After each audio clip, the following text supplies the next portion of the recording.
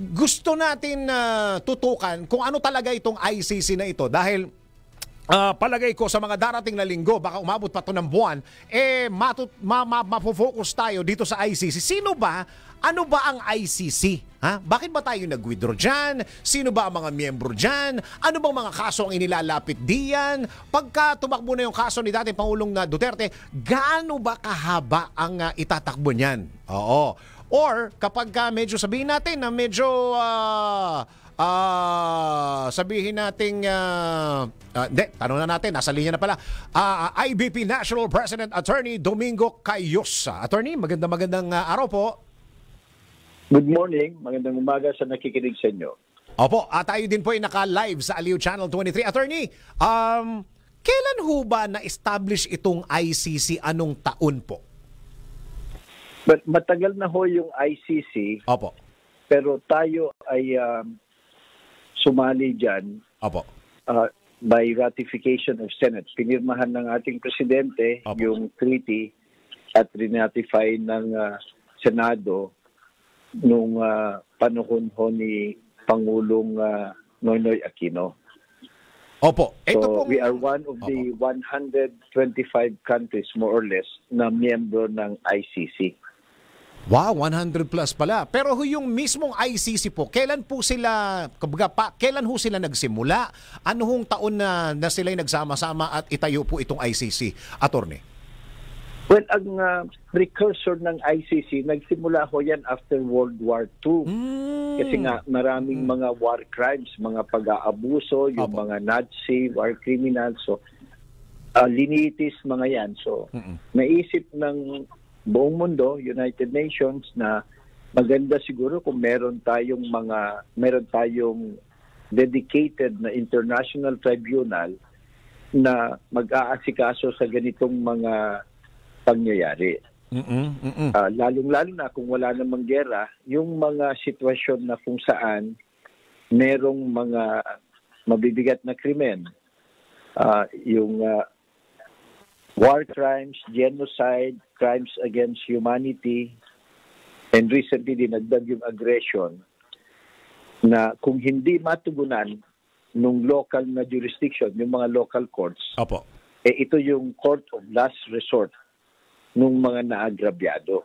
So, gradual ho ang pagbuo niyan. Nagkaroon ng maraming meeting, convention, culminating to the Rome Statute. 1980s pa ho ata yan. And then, yung mga members ng United Nations, mga republika, mga bansa, sumasang-ayon sila dito sa treaty pamamagitan ng pagpirma ng kanilang presidente o yung pinakamataas na opisyal, and in our case, ratification ng Senado. Nangyari ho yung ratification ng Senado nung termino ni President Aquino. Yun. Okay. So, kailan ho pumapasok ang isang ICC sa isang bansa? Dalawa ho ang requirements. Opo. Ang ICC, hindi naman niya papatulan lahat ng kaso. Oo, marami yun. Oo, kasi nga, dapat naman yung bawat bansa may sariling local criminal court system. Oo, tama. Kaya nating bansa, meron tayo sarili. Pumapasok lang ng ICC, dalawang bagay dapat nandyan. Number one, yung kaso is genocide, crimes against humanity, war crimes, o kaya aggression.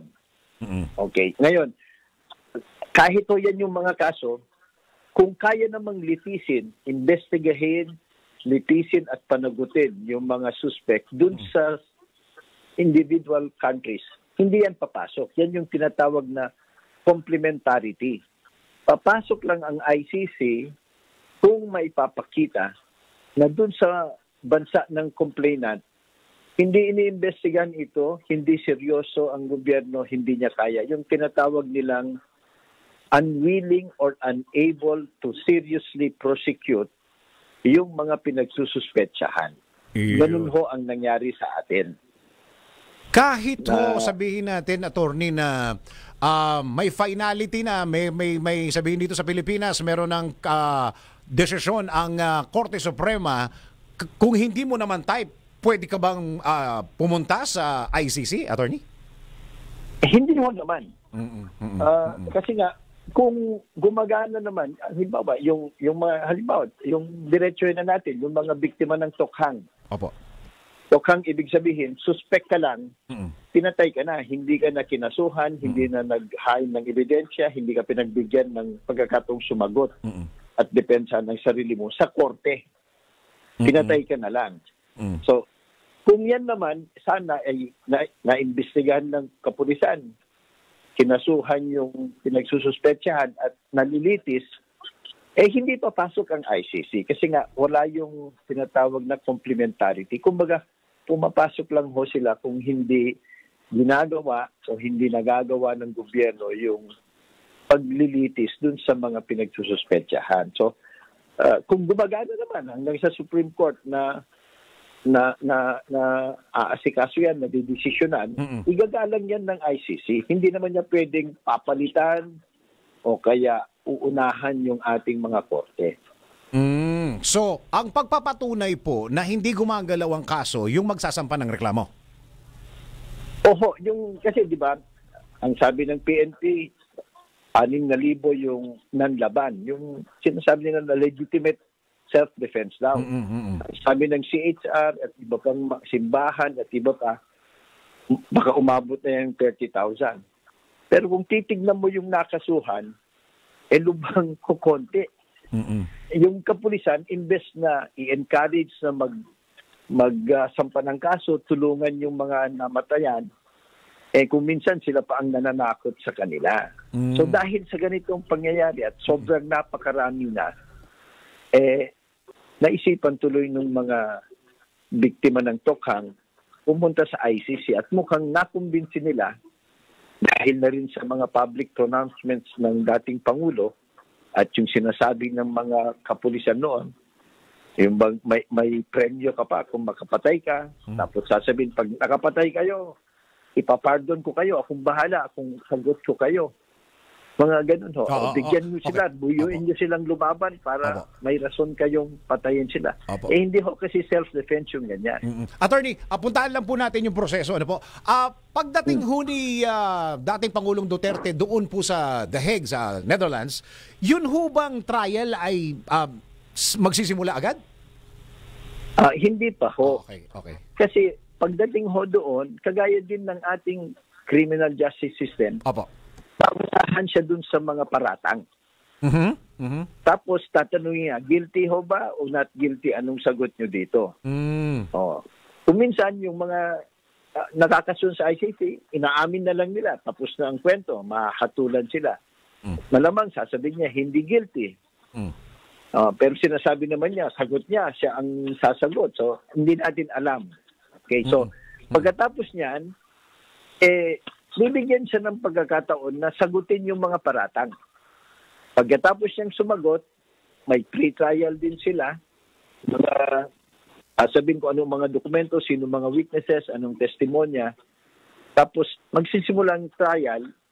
Yung prosecution, kinakailangan pa rin patunayan nila with beyond reasonable doubt, kagaya ng ating sistema, na itong mga tokhang na ito may kinalaman ng presidente at siya mismo ang nag-utos na ganit yung para bang naging polisiya ng kanyang administrasyon nung siya ay mayor ng Davao at nung naging presidente siya ng Pilipinas. Yung ang charge ho sa kanya is crimes against humanity by murder, numerous murders by indirect participation.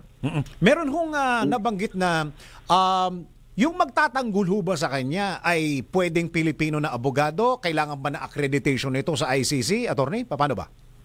Pwede ho namang abogado ng Pilipinas kung kwalipikado naman siya, abogado member naman sa IBP.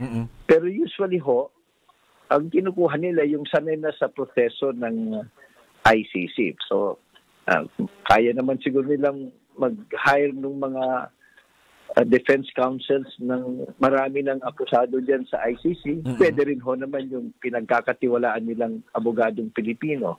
Halos pareho din ho naman yung proseso doon eh.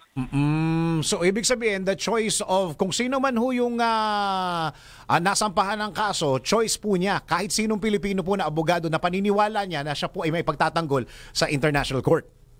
Oo, Pilipino o hindi, Oo. igagalang yung kanyang choice. Ngayon, kung sabihin niya, wala akong kakayanan, wala na akong perang pambayad, Oo. kagaya din natin, bibigyan din siya ng libreng abogado. Para yung PAW natin dito, Okay. meron din hong ganon. Kasi entitled pa rin siya, one of the fundamental rights of an accused kasi sa ating bansa at sa buong mundo is you are entitled to counsel pag criminal case. Kaya bibigyan siya ng counsel kung hindi niya kayang kumuha ng sarili niyang counsel. Oo nga, no? Parang PAW, attorney. Oo. Oo, ganun din ho. Kasi crucial ho kasi sa criminal case na meron talagang gumagabay sa'yo na abogado kasi, well, at sabagay, abogado naman siya, magaling naman siyang fiscal, edi pwede rin ho namang siya mismo ang mag-aabogado sa sarili niya. Tapos po, ang yung magbabayad dun sa abogado, ICC na mismo kasi sila nag-provide. Kung sasabihin niyang wala siyang perang pambayad ng abogado, hindi niya kayang kumuha ng sariling abogado. Pero baka mahirap maniwala yung korte sa kanya. Opo. Yun ho bang, ito yung kanina, yung sinasabi ko at the start of the program, pwede ho ba siyang humingi ng bail diyan, attorney? Bail? Pwede rin ho. Kaya lang, dahil ito hong charge sa kanya is mabigat multiple murders, di ba? Opo. Baka ho, hindi automatic yon. Kagaya ng ating bansa, kung ang paratang sa iyo is punishable by less than life imprisonment or death, you're entitled to bail as a matter of right.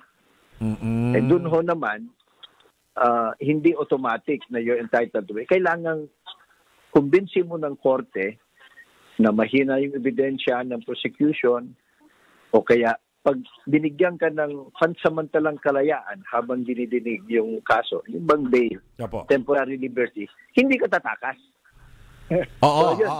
Ibig sabihin, attorney, hindi tatakas, dapat nandun siya sa dahig. Pag may hearing, nandun ka. Hindi naman siguro nandun ka kaagad, palagi, but usually ho yung hearing ng mga yan, hindi kagaya natin na abutin ng siyam-siyam. Tuloy-tuloy yan. Okay. Naku, wala na ho kung masyadong oras. Isingit ko lang ho ito. Naku, sana mag-part 2, mag-part 3 po tayo. Usually ho, pagka ganito mga kaso, attorney, gaano kahaba po ito na tatakbo? Well, depende ho yan sa dami ng complainants at saka sa mga depensa. Opo. Diba? So, kasi pagbibigyan lahat So, dito medyo marami rin ho kasi yung mga complainant. So, baka abutin ng mahaba-haba ito. Yung iba hong mga nahatulan na, isa, dalawa lang yung murder, kaya mabilis. Ito kasi marami yung complainant. So, hindi ho natin alam kung idadrop yung ibang kaso o kaya lahat talaga lilitisin. Opo. Isingit ko lang po itong medyo tama itong tanong ng aking kaibigan. Yun ho bang health ng dating Pangulo ay pwedeng ma-consider?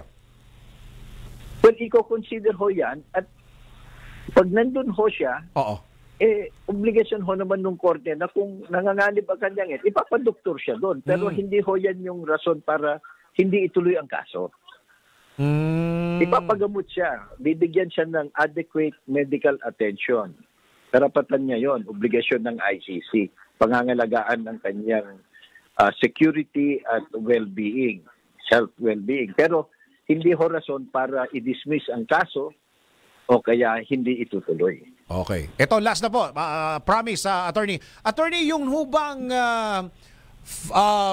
desisyon ng ICC ay final na po. Saan ho ba pwedeng i-apila yan? Parang dito sa atin, may Korte Suprema pa po bang pwedeng apilahan o final na po talaga? Yung decision ng isang division doon, yung chambers ang tawag, pwede ho naman, meron silang appeal process. Pero ICC pa rin ho yun. Sila pa rin? Kasi ho yung ICC, gaya din ng Supreme Court, may division, di ba? Opo. Kung hindi ka kumpirmado dun sa decision ng isang division, i-appeal mo en banc. Meron din ho silang similar, not the same but similar process. Pero hanggang sa ICC, wala na hong ibang korte na pupuntahan. So parang sila pa rin, attorney. Sila pa rin. Oo, Siguro oo. ho, magdadagdag lang ng mga pwes o kaya sa buong ICC and bank. Marami ho kasing division yan eh.